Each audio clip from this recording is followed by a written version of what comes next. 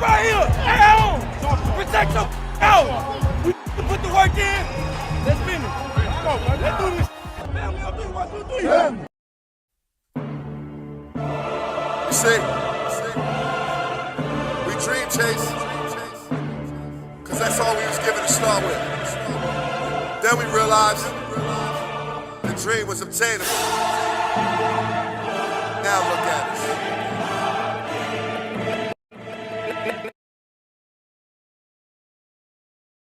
What's going on, Eagles Nation and TMTP family? Welcome back to another episode here on the Main Thing Podcast Presents. It's your bull, Mr. Owens. And after further review,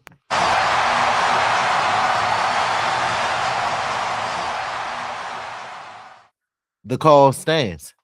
I'm still official with no stripes. What's going on, Eagles family? This is your man, Big Huss, the one you trust, bring you all your Philadelphia Eagles latest. Now, look, man, this one didn't just hurt because it was the end of the season, right? It hurt because it felt avoidable, right?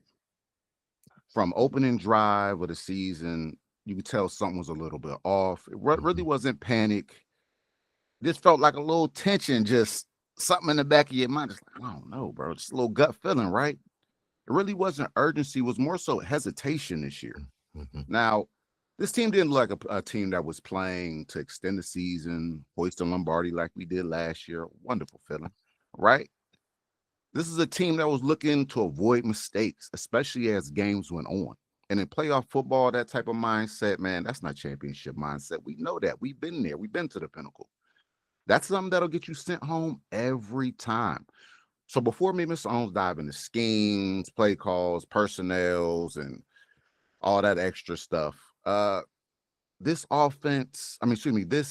loss almost belongs to the offense. Not saying that the defense played perfect, not saying that special teams play perfect, but the offense just left so much to be desired from players, the coaches, to leadership. It just wasn't there when it mattered most. So me and Mr. Owens, we're going to jump into the nitty-gritty like we always do. But before that, he wants to holler at you real quick. Man, it's crazy because we got sent home like on Sister. Go home, Roger. Crazy work out here, man. I know after this brutal weekend that we had, we're here at the Main Thing Podcast Presents to console you, to let y'all voice y'all frustrations and displeasures. And look, we're also here to tell you, hold your chin up because you don't want your crown falling off. And just like QB1 said, we'll be back. But to our loyal supporters, thank you. Y'all know it's all love. The Main Thing Podcast Presents can't happen without the support from y'all. And to our new supporters, welcome to the community and our family. Please continue to do your part for the community and our family. Continue to like the videos. It does help with the visibility in the algorithm. Disrespect that comment section.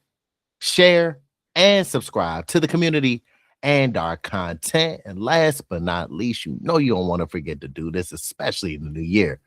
Make sure to turn on the noties and keep your ears and eyes peeled to the streets like your local neighborhood. Watch. So you don't miss when me and Big Huss drop this pressure on y'all. For sure. Hey, go do that. Go do that. We're not going to keep telling y'all, but we are. Go do that, right? So look, man, this game, it was just a collective failure, man. And you don't need advanced metrics to understand kind of just what went wrong. Watch the tape. Watch the sidelines. Watch the negative plays and when it ensues after those negative plays, right? There was no emotional responses, you know what I'm saying, after stalled drives, from players or coaches, really. No visible leadership surge. And not saying that the leaders aren't there because they are. We've seen them before, right? We've got this. It was like, it just was poor body language, right? It wasn't the right body language, especially when you're talking about some of the antics that we see AJ Brown with, whether warranted or not. We just weren't going about things the right way. The team didn't unravel. but they also didn't rise to the occasion. Playoff football is emotional, man, right? Like you're feeling it to your core, especially when you step out on the field. It's like, damn, it's a different environment out here. The fans, especially in Philadelphia. I was about to say that, like in Philly, the fans feel it. So I know the players are feeling it, right? Gosh. And momentum can swing so fast just on the drop of a dime. This offense never grabbed control of the moment. And clearly it wasn't a talent issue, one of the most expensive offenses in the league, right? So it's not a talent issue. It was preparation, confidence, and at the end of the day, leadership when it mattered most. Now, let's just speak real quick on early opportunities and zero adjustments. And we'll talk about how this game started, right? Early drive show promise, right? We like, this is Philly football, baby, getting it done. Balanced play calling, rhythm throws, space in the run games. We're like, this is more the 2024 version of what we're used to seeing, right? Yes, yes. But San Fran, as great teams do, great coaches do, they adjusted. Coverages got a little tighter, more pressure look, more disguised rotation. And from that moment on, the Eagles offense froze. They were stuck in the damn mud. Nothing happening. Tires are spinning, but we ain't going nowhere, baby, right?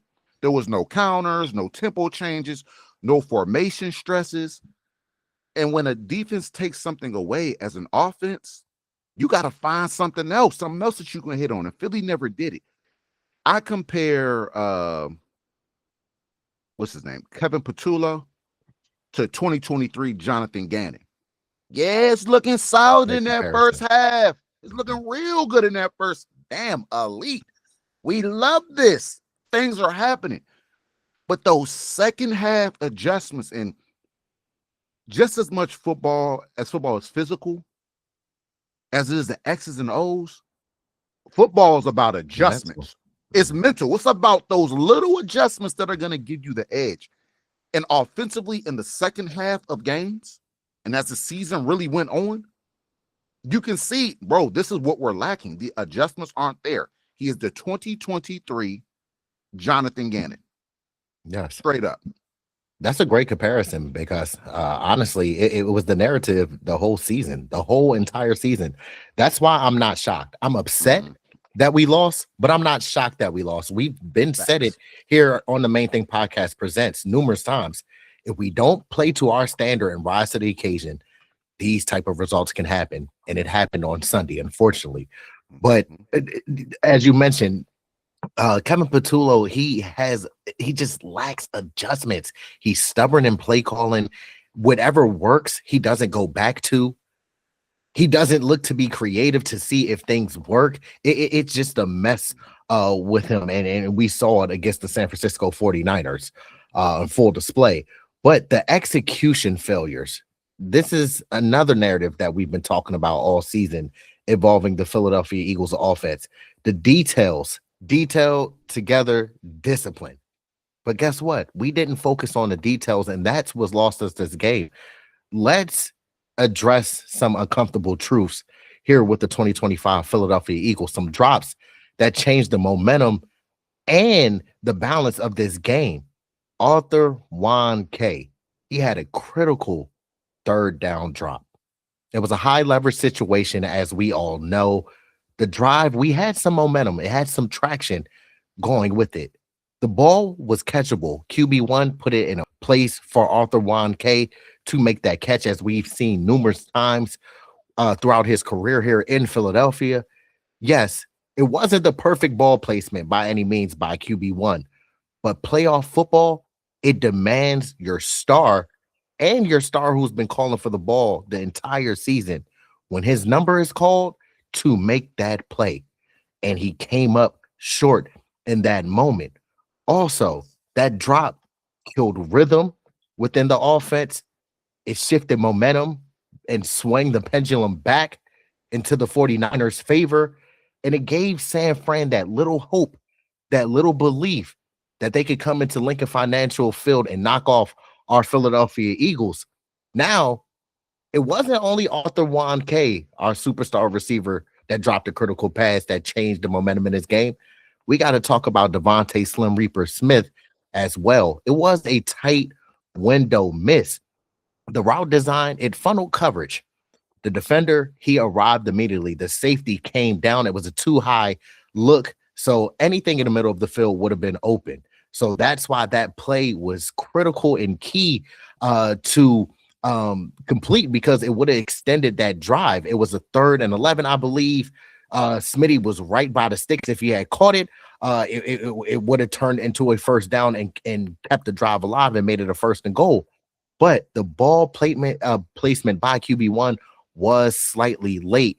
It was a shared failure as a whole collectively on offense. The scheme, it definitely put him in danger with Kevin Patullo's play design calls, and then the execution itself didn't help bail out the situation, because QB1, he could have put it more on Smitty's chest or face mask. He threw it a little high and away, and it had to make DeVonta Smith stretch for the football and put him in a little harm's way. But also, we know that DeVonta Smith will tell you 9 times out of 10 that he needs to come down with that football and be able to make that catch for QB1. In January, those are the inches that decide the season. And unfortunately, we had to go home after losing to the San Francisco 49ers. For sure. Hey, what do they say? This is a game of inches. Game of inches. It's a game of inches. Yes. And this was a game where our star players were off. They just, especially off on offense, it really wasn't there. Like you said, 3 drops by AJ. That's just, we don't see that. Yes. Very much so. Whether the AJ, DeVonta, whatever it is, it's just, they didn't show up. And you would love to believe that, yeah, although we went home, it was just one of those games. But this offense has been looking kind of like this all year long. All year. So finally caught up with us. And man, it's just, it wasn't enough. It wasn't frustrating. enough. Yeah. So along with your star players not showing up, you had a lot of self-sabotage. Offense erasing itself. As we've spoken in prior videos, this isn't an offense that can work behind the sticks. Although we have the star power, we haven't proven that we can do that we can overcome that on a consistent basis. So when you have the penalties and things like that, explosive plays, no more. That Saquon Barkley first down run, yeah, go ahead and bring that back. Bring that back right quick, right? First downs turn into long yardage. Drives flip from aggressive to conservative, because by nature, as we've seen, KP, he's a conservative guy. You can just tell. So when we get into those 2nd and longs, 3rd and longs, expect a quick slant or a draw play, something that's not going to gain you the yardage, but he's just trying not to turn the ball over, right?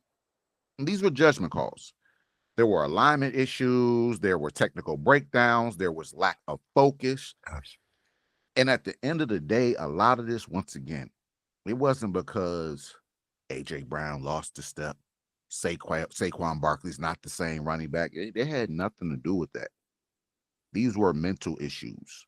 You didn't come in properly prepared and focused to go do your job. And at the end of the day, championship teams, they just don't shoot themselves in the foot. They're not going to make the mistake. They're waiting on their opponent to make the mistake. And you saw a lot of that last year from us. We just kept punching teams in the mouth until they folded and they start having the mental breakdowns, turnover, false start, whatever the case may be. This year, I can't go out there and say one opponent truly beat us. A lot of these losses were due to self-inflicted wounds or whatever the case. Now, we speak on down and distance, right? And this is where the Eagles really lost control. So first down, predictable KP. What do you think it is? Excuse me, Mr. Owens. First down. If I had to guess for 500, I'll say a run. Hey, and Mr. Owens is spot on. Get that man 500. You feel me? Very predictable. Run plays galore. No motion, no misdirection. San Francisco, they'll load the box, dare us to adjust. KB said, nah, we ain't doing it. Okay, that's cool. Now we're in 2nd and long. Got to get a little more aggressive here. Low percentage vertical shots, no easy completions, no rhythm builders. They said we ran hitches an insane amount during the game. I forget what the percentage was. I'll probably look it up in a minute. Ridiculous, right? Predictable. So instead of attacking spaces, they attack coverage. I'm going to attack exactly where your defender is supposed to be. I'm going to go right to him and have my player turn around. I hope that this defender doesn't make it. What are we doing? What are we doing? That's a backwards football. It's not making sense. What we say earlier, some video, coaching malpractice. What is happening? Right? So then you move on to third down. Static formations. No bunch concepts. No rub routes. No man beaters. Not drawing anything up to really get your star players open and get them the ball, as we often see with Amon St. Brown or one of those type where he's being schemed open. He's just not beating folks. The OC is making a conscious decision to, I'm going to get him open on this play. We don't get any of that. Receivers were isolated without help. Protection, no margin for error this year because they were battered and bruised all year, barely holding on. So you're not helping them out. Quarterback had no easy answers. And this is what I was trying to explain to some of the people I talk football with outside of the podcast and Mr. Owens, things of that nature. Jalen wasn't struggling this year because Jalen was a bad quarterback.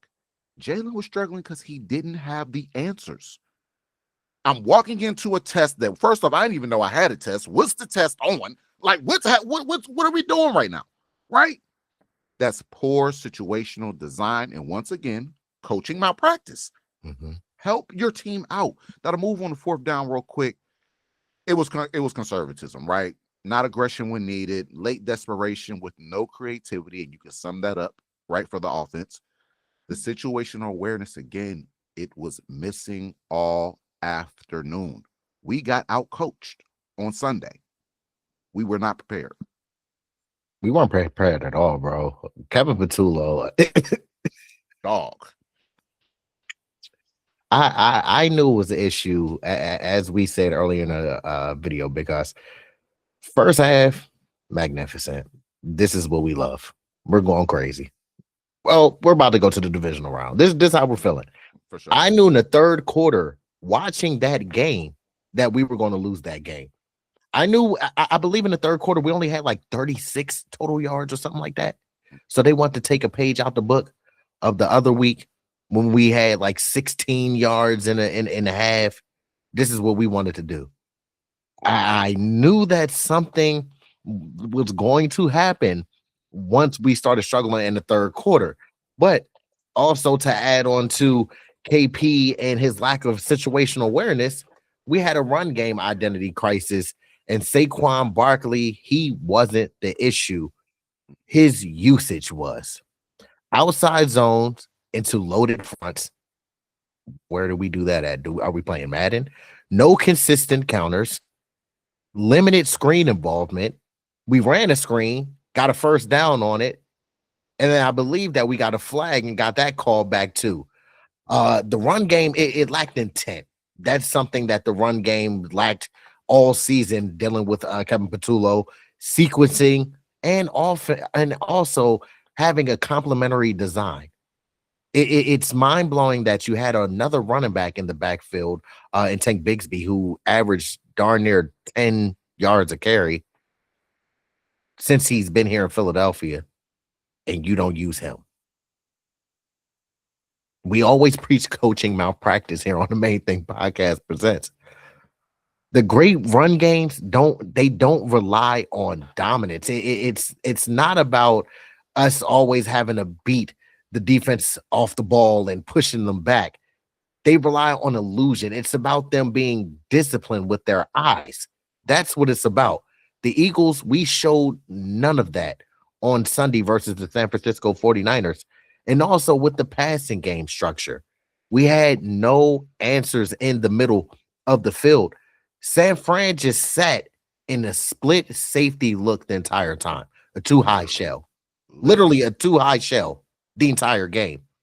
What do you think the response was? Because what do you think Kevin Patullo did? You think that he went deep in his bag and looked at his play calling sheet and was like, you know what? Okay, I see y'all in the too high shell. I'm about to go ahead and route y'all up real quick. Go ahead and put 40. Nah. My man said, you know what? I'll take the alternative option. We're going to do no layer routes here in Philadelphia.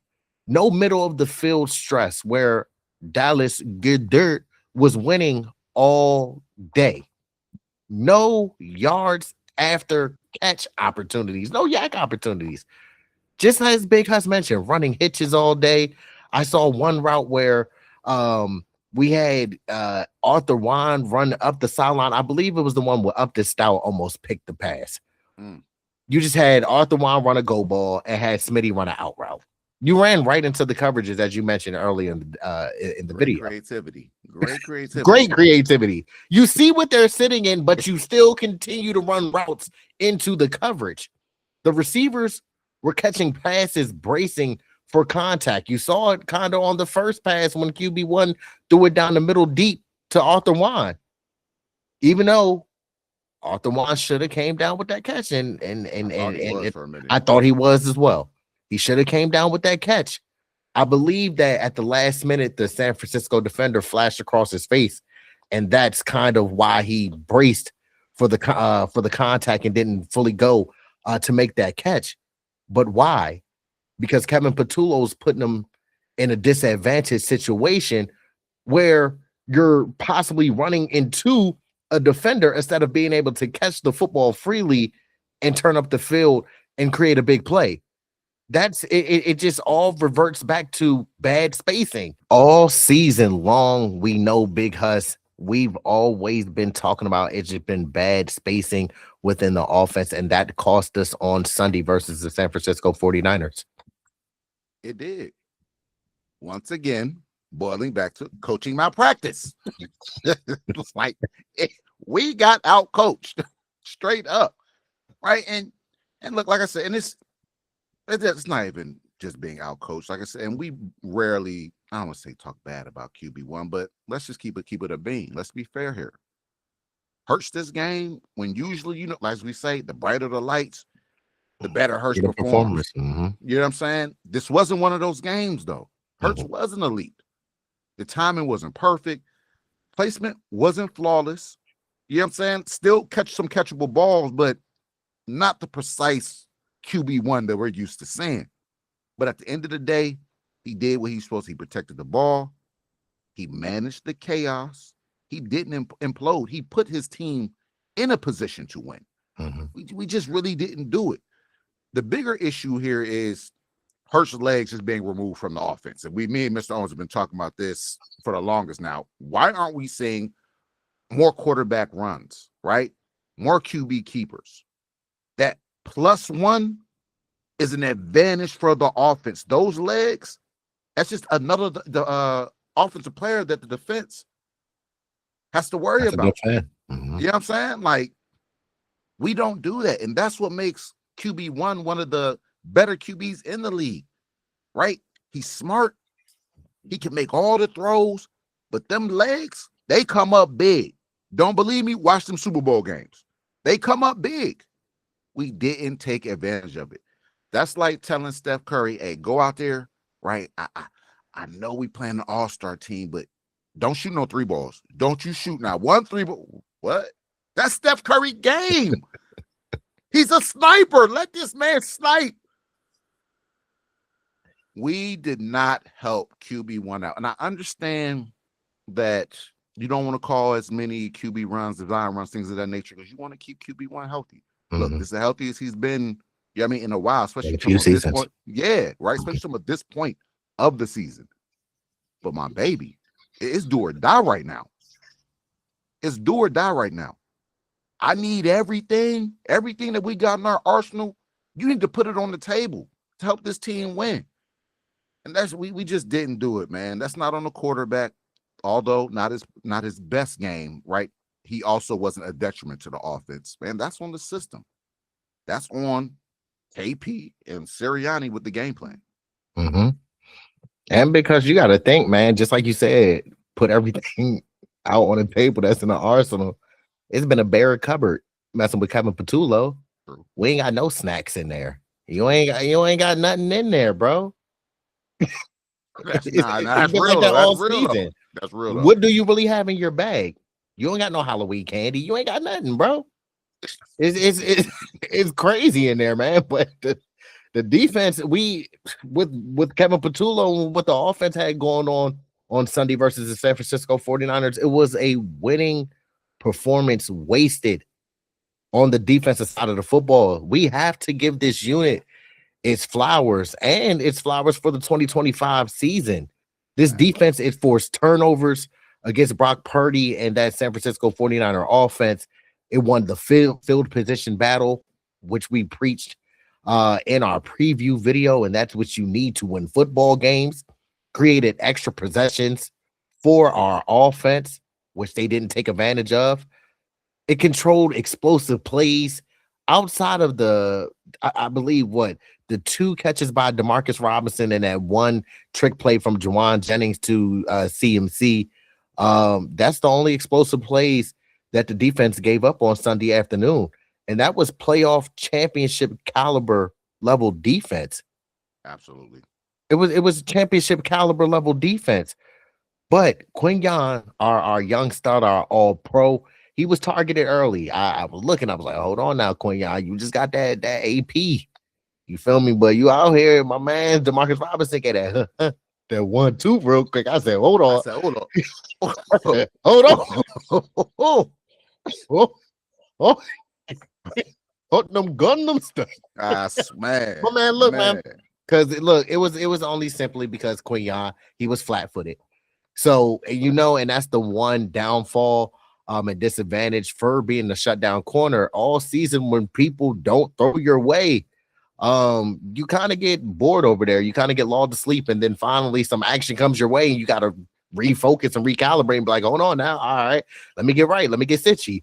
But he was targeted early, but what happened was after that, he responded with 2 big interceptions against Brock Purdy, now totaling 3 playoff career interceptions.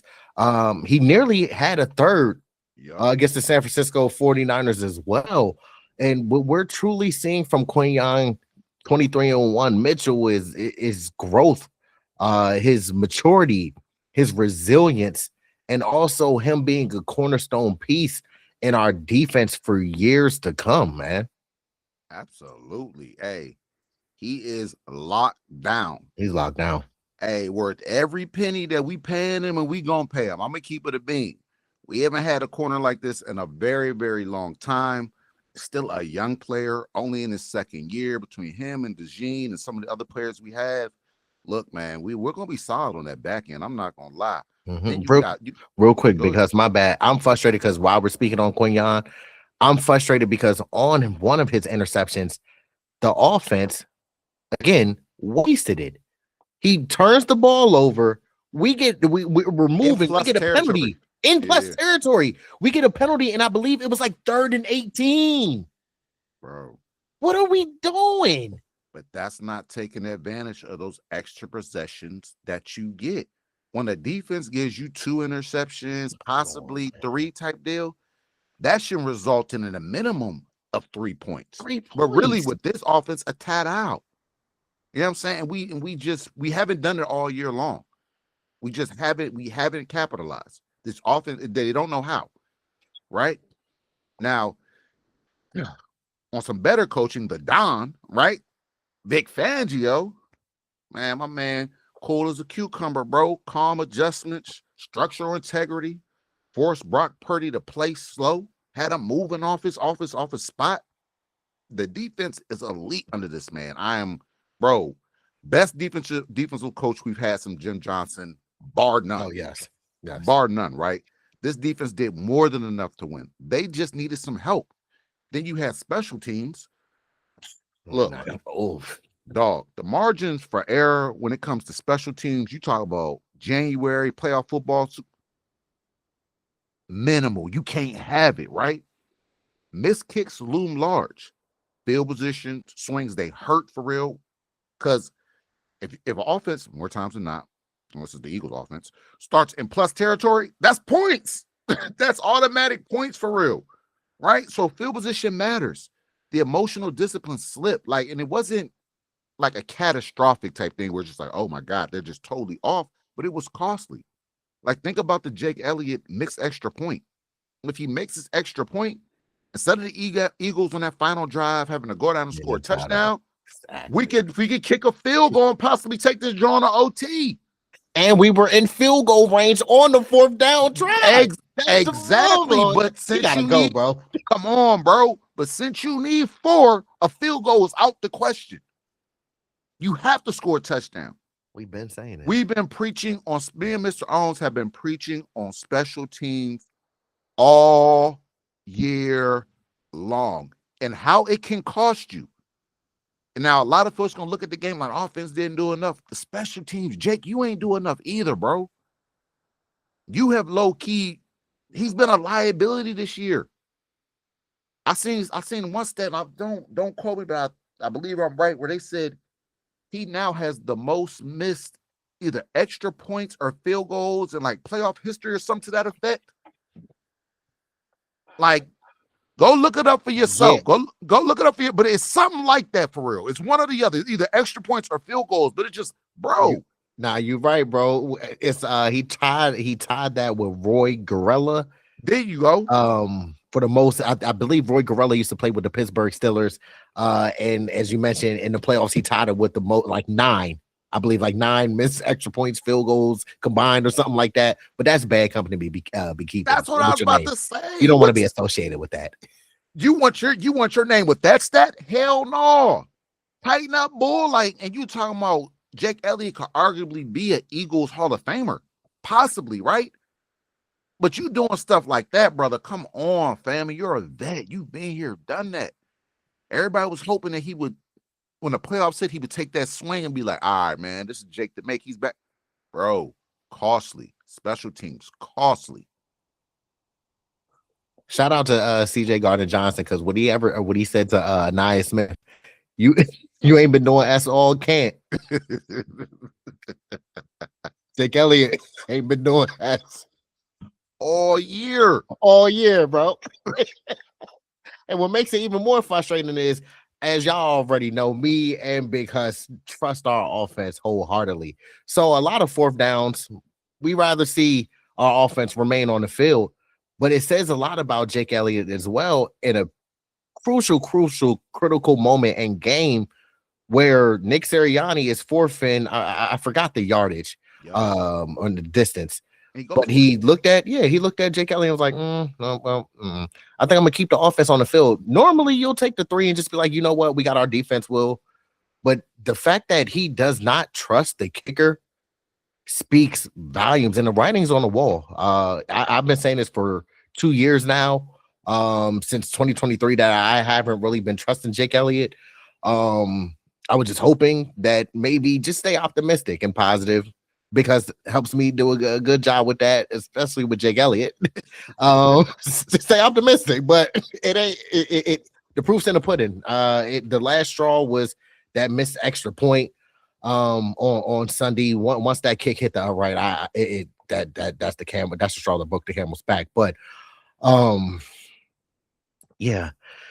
Now Kevin Patullo, and where we all now understand that he was relieved of his duties here in Philadelphia as the offensive coordinator, and this was a move that was a long time coming. And why was this move necessary for us? Now, this wasn't a reactionary. It wasn't no offensive evolution by Kevin Patullo. His predictability was exposed by numerous defensive coordinators and players, and his red zone creativity masked deeper issues. Once Patullo took full control of this Philadelphia Eagles offense, the offense simply regressed from past coordinators that we had in place. This firing, it wasn't surprising. It was long overdue. Now, we don't want nobody to lose their job, because that's how people make a living, and that's their livelihood. But also, when you're in a job, you're held to a different standard and a certain standard. And Kevin Patullo did not meet that standard here in Philadelphia. Obviously, you know, Howie Roseman and Jeffrey Lurie are always in win now mode. He wasn't satisfactory enough, and we had to make a change. And here we go, because here's the offensive coordinator search. So, what does Philly need? So before we move on real quick, so with KP, right? he's been relieved of duties, but they're not quite calling it a firing yet. They said it'll be kind of be up to the new offensive coordinator whether they want to keep him on, being that he could stay in the building if he wants to, or if not, I mean, seek a job elsewhere kind of deal. So they're giving KP the opportunity to stay around. I think that's more of a Nick Sirianni thing, and he's been with the team for some years now, giving him an opportunity to stay around. But if a new OC comes in off one of the candidates maybe that we list here, they decide, nah, KP, we don't like what we saw from you, want to move on, then he will officially be out the building. He got to go. Gots to go. Good updated information on that as well, because for sure. But what does Philly need? What do we need?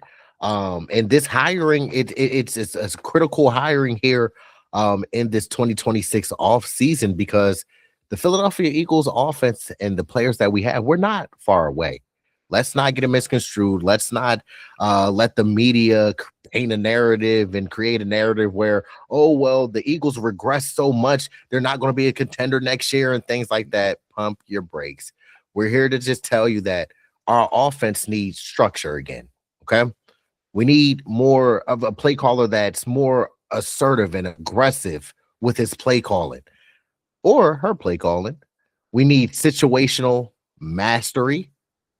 And also, we need an offensive play caller that holds not only themselves accountable and not only the organization accountable, but his players accountable. And so, who's some candidates you looking at or got your eye on out there, Big Huss?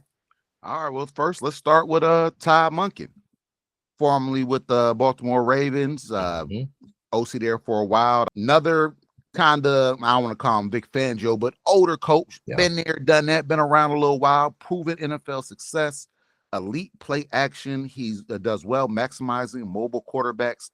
Worked with Lamar Jackson for a long while, got him right to the point of, I believe, got him to 2 first-team All-Pros. And some MVPs. I about to say, and a couple MVPs. He Todd Monken is a coach who really knows how to utilize a mobile quarterback and put them in the best position to succeed. He does well at adapting, which we highly need, right? At adapting. But a con, if you want to call it a con, he needs full autonomy over everything that's going on. And now here recently, Howie Roseman and Jeffrey Lurie have said that they're willing to give the new OC full autonomy over the offense, whether bringing in players, the scheme, things of that nature. He would probably be the best overall fit. Now, my reason for saying that more than likely this won't happen, because it is now rumored that he will be joining, John Harbaugh up there with the New York Giants. Yeah, John, if you haven't heard, John Harbaugh, he's the new New York Giants head coach. For Philly fans, we hate this. For the Giants, they just brought in a great coach, but more than likely, John Harbaugh is going to retain him and bring him up there to New York with him. And why I like Todd Monken is simply the fact I liked him when he was at Georgia as well as their OC. He had a proven track record at UGA, but also, as you mentioned too, with him working with Lamar Jackson, that was intriguing, as we have a mobile quarterback here with Super Bowl winning quarterback QB1, and we saw the offenses that the Ravens had for a few years. Another candidate that we've been rumored here in Philadelphia is Philly native Kevin Stefanski. All right, his pros, he's a former Cleveland Browns head coach, for those who don't know. His pros are he raises the offensive floor. Now he can take what he has on the roster and just put it to a different stratosphere. And we saw what he had in Cleveland. He really didn't have the players on the roster that was necessary for what his offense needs. Now, before that, he was with the Minnesota Vikings, I believe. Okay. I believe Kevin Stefanski was with the Minnesota Vikings. I think he was the OC with Minnesota.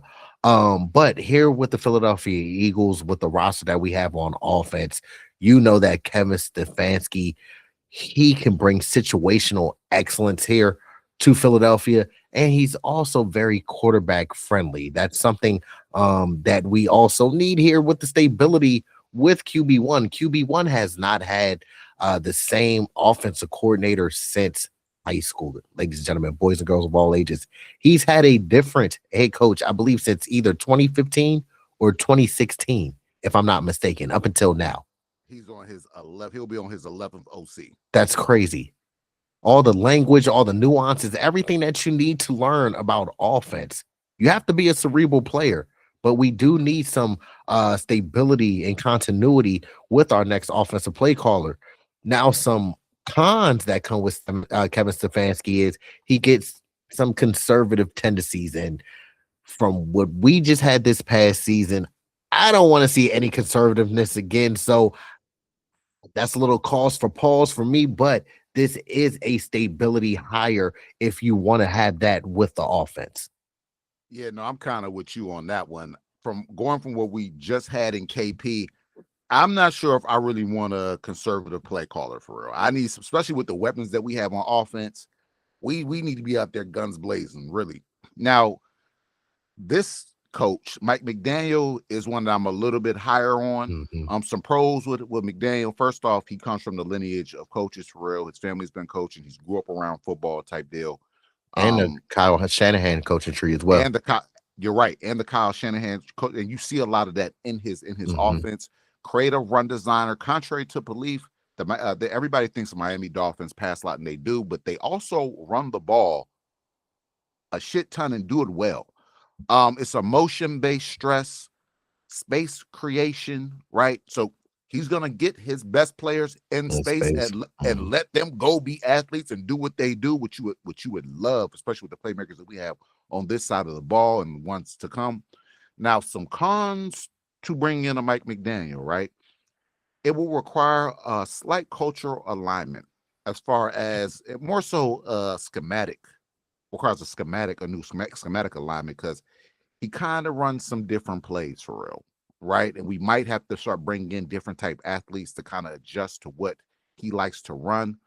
But there is a higher ceiling there. I feel if we bring this guy in with the offense that we have and the players that we have, we could be putting up 30 plus points a game easily, I believe, with Mike McDaniel.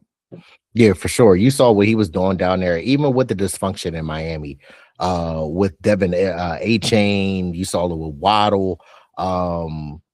They had Darren Waller until he got traded, but a lot of creativity, a lot of moving parts in that offense. And just as Big Huss mentioned, it'll be a track meet here in Philadelphia if we were able to land Mike McDaniel, somebody who I'm very, very high on for the offensive coordinator position here in Philadelphia.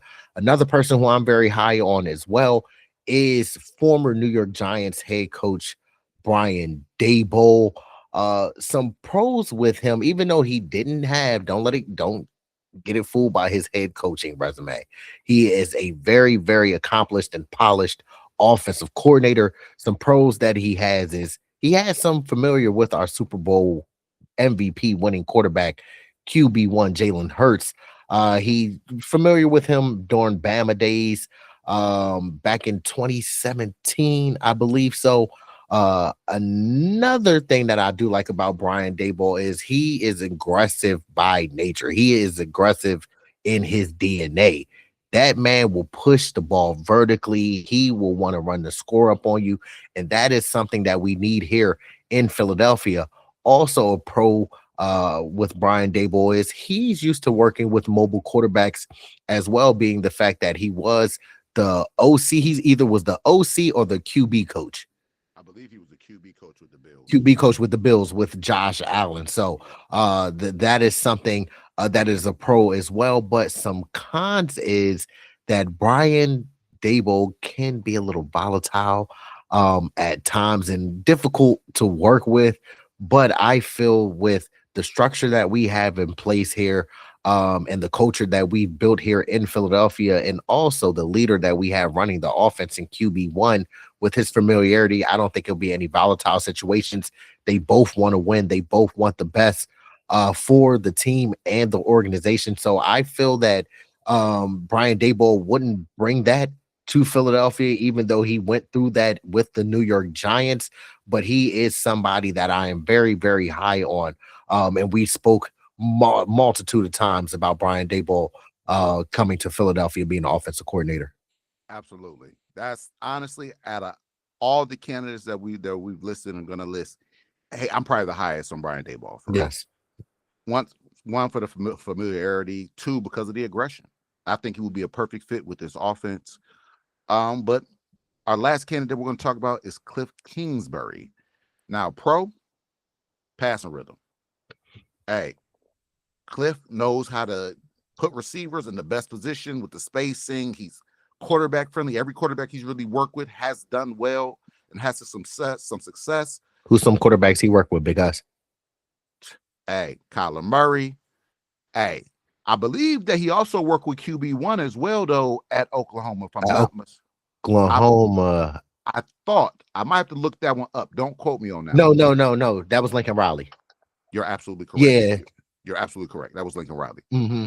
Right? But recent success, Jaden Daniels. Look, Jaden Daniels took the league by storm his rookie year. I honestly was having a solid sophomore season, just a little nicked up, a little injury prone there. But some cons with Cliff Kingsbury is weak run identity and poor red zone history. And this is kind of why I am out on Kingsbury.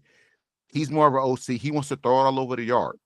That's really his identity. He toss it. I mean, he uses the run game. He uses the short passing game as run game, right?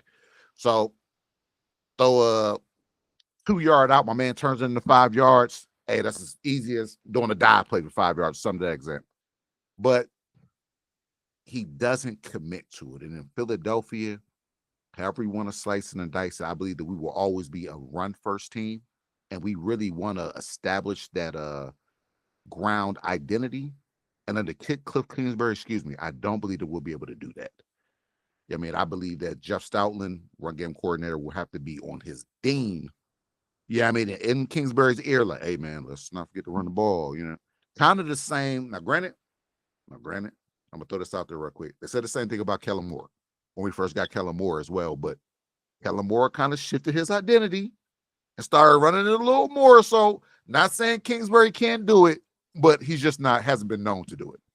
Yep, and that's another reason why I'm out on Cliff Kingsbury as well, because as you already mentioned, with him being stubborn and reluctant to run the football, which we do well here in Philadelphia, and that's kind of our identity.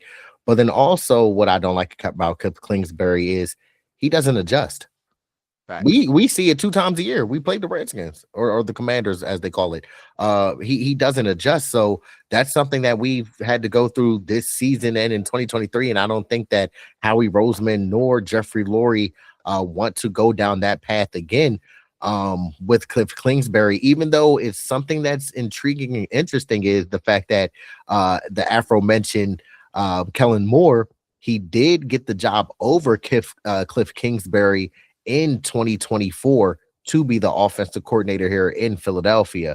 But the interesting thing is Cliff Kingsbury, the other quarterback that Cliff Kingsbury, my bad, y'all, worked with was Baker Mayfield. And now the top 3 fits for the Philadelphia Eagles, in me and Big Huss's opinion, is I believe that Brian Daboll is the number 1 option for the Philadelphia Eagles. Then number 2, I believe that Mike McDaniels is the second best option for the Philadelphia Eagles. And then if I had to rank a third, I believe that Kevin Stefanski would be the third best fit for the Philadelphia Eagles offensive coordinator position. No, I agree in that order. Daboll, Stefanski, McDaniel. As we mentioned earlier, Todd Monken, who I do believe will be a great fit here, especially with our run-first mindset. And hell, he had Derrick Henry. He's had a couple backs, right, who have done really well. But more than likely, he's gonna be up there with Jackson Dart and Cam Scatterbull and them boys. So more than likely, right? Now, this loss on Sunday, it wasn't unlucky. It was earned. This was something that Mr. On said. We've seen this coming. It was a long time coming. We saw it from game 1, week 1, right? Drops, penalties galore, right? Play calling, the lack of aggression, right? In football, you can't have your foot on the pedal all out for a half. No, it has to be 4 quarters. And we were not able to do that for a majority of the season. We weren't finishing games the right way, whether a win or a loss. We just weren't finishing them the right way. And then the lack of situational awareness, from players, coaching staff alike, it all mattered. You put all that bad into a pot and you stir it up, and you got yourself an Eagles loss in a game that honestly should have been a blowout. But now the season is over, right? We'll shed our tears, we'll and all that other stuff. You hug your neighbors. It'll be all right next year, right? We had an off season to get some things right. And while we're still in this Super Bowl era, I'm sure Jeff Lurie, Howie Roseman, they will be shopping hard this offseason for players, for coaches. We only want the best because this window is only going to stay open for so long before you have to possibly trade a A.J. Brown, or a Jalen Hurts just isn't right, or I don't know, a Mailata he's just too old, right? They lose a step. Take advantage of your opportunities, and we're still in the window, and I believe the team recognizes that, but we have to do better. Stop taking chances on so many unproven commodities. Sometimes go after the sure thing, Howie Roseman, Mr. Lurie, right? So, sure, we'll learn from our mistakes. There's always next year, right? We got a long offseason ahead of us. We sure do got a long offseason. And to reiterate, like you said, like this loss was earned, especially as you mentioned, the drops. I think that the third down drops were the most drops that we had. I forgot what that stat was, but it was like the most third down drops, and then also the most third down drops in playoff history, which is crazy. But again, it is going to be a super long off season, but me and Big Huss are here for it and here for our family here at the Main Thing Podcast Presents. And to our loyal supporters, thank you. Y'all know it's all love. The Main Thing Podcast Presents can't happen without the support from y'all. And to our new supporters, welcome to the community and our family. Let's continue to do our part for the community and our family. Please continue to like the videos. It does help with the visibility in the algorithm. Disrespect that comment section. Share and subscribe to the community and our content. And last but not least, please don't forget to do this. Make sure to turn on that notification bell, also known as that Liberty Bell looking thingy, so you don't miss when Swoop comes out with the Eagles news and updates. Absolutely. Look, like we said, it's a long off season, and me and Mr. Owens will be here to cover it with you all. Be sure that you're locked into the channel. Stay locked in with your birds. I know you're a little heartbroken right now, but hey, we have another opportunity to go and get this. And if you don't know, hey, I go by Big Huss. And I go by Mr. Owens. And this is the Main Thing Podcast, where we keep the main thing the main thing. Stay blessed, stay safe, stay warm. Hey, and this flag will fly till you die. Till next time, we out. It was I was gonna make a lot of money doing what I wanted to do. I went after it, and it was a struggle to achieve it. But you know what? I caught that bitch. Dream chasing.